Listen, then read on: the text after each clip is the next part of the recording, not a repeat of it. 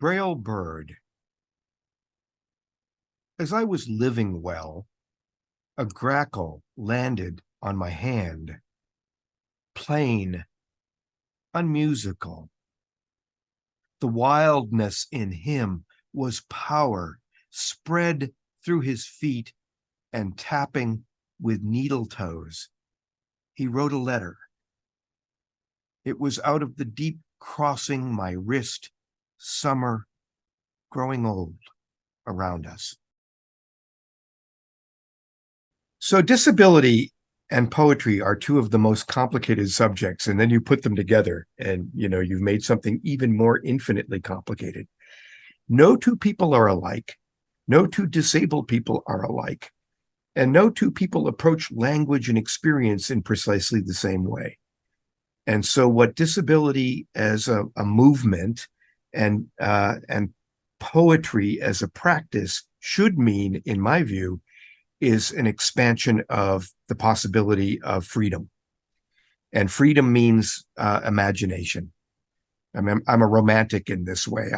Percy Shelley has it right that, the more imagination, the more possibilities for human freedom. He said it a bit more elegantly than that. So even a little poem like Braille Bird is arguing that the customary day is not what we think of it. The customary body is not what we think of it. And even singular experience where you're surprised, a bird landing on your hand, can in fact teach us something that we didn't know was there or that we didn't know we knew. So poetry is news that stays news, as Ezra Pound once said. Well, yeah, that's a good idea, but it's also the case that the crippled poet, the disabled poet, has the ability to sort of say, I am connected to nature, and nature is us. We're not separate. We're not miscast things, us disabled people, right? We're part of the larger, extraordinary, complex, and attractive universe.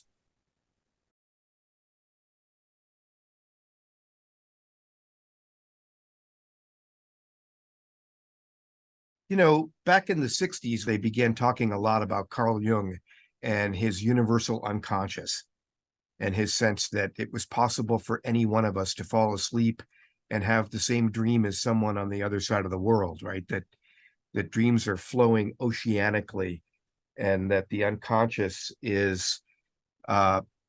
opens its portals to people and that there are simultaneities that are possible in that. And that was a very hippy dippy idea. But it turns out, right, that what we now know from the study of epigenetics is that it is possible to have your great-grandfather's dream.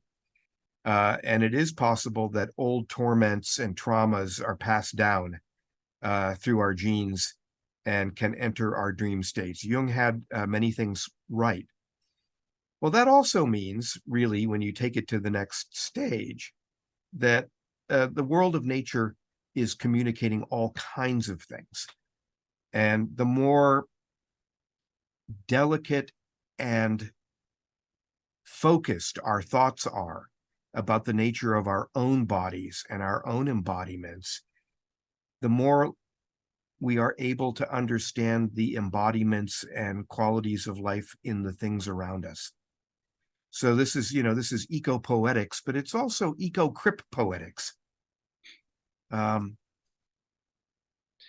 It's not sentimental, though, I mean, like, as I was living well, I say, well, what does that mean? I'm alive. A grackle landed on my hand, plain, unmusical. A grackle is probably the most homely bird, certainly in urban environments, unless you factor in the pigeon. So this sort of homely bird lands on my hand. This happened, plain, unmusical. Perhaps he wasn't well, right? A grackle landing on your hand. I mean, he could be a grackle on his last gasp, for all I know. In other words, there's a an understanding between the man and the bird, that this is a strange moment of trans-species embodiment. And who knows what's going on here, right? I don't know. But then his little feet, right? The wildness in him was power spread through his feet. He was communicating, in that way of a bird with an uncertain, landing spot on a human being's hand.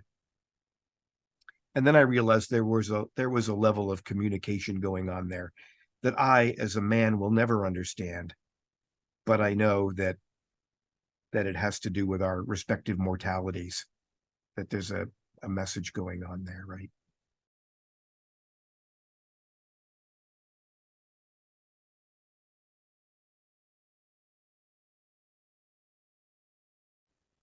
I think that's right. I also think that it's possible to share that, right? That for people who are not blind and have never tried Braille, to just sort of engage with the idea that living things are communicating with us in ways that our customary engagement with auditory or print culture will not provide the right metaphors, right? So there's that sort of sense of it. I mean, I could have said the Morse code bird arrived, but there's something about Braille that intimates a kind of a more intimate connection, that it's the life of the mind going on here, and that it wasn't the experience isn't what we would suppose, right?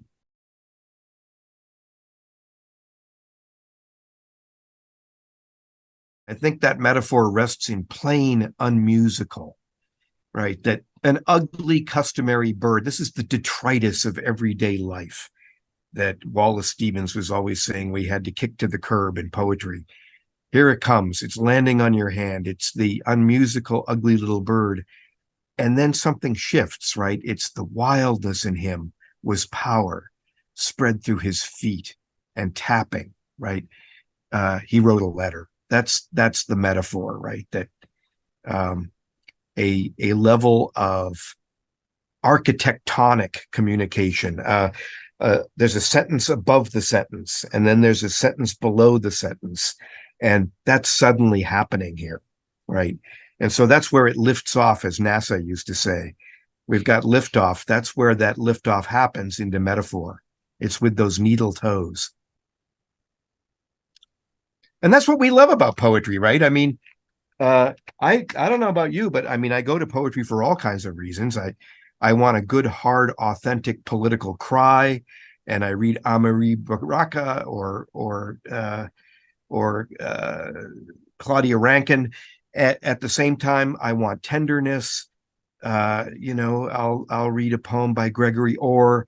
Whatever it is, poetry will deliver to you some surprise, despite the predominant feeling you may have. But it doesn't have to be razzle dazzle like Neruda, with his intestines hanging out the upper story windows of hospitals. It can be very tender and evanescent, to borrow that great word from Emily Dickinson, right? The needle toes writing a letter. I simply want to say that I think that the work of disabled artists, visual artists, poets, writers, sculptors, dancers, is so heartening. We're living in a moment where disability imagination is it's bubbling around the world, and it's an incredibly exciting time to be alive.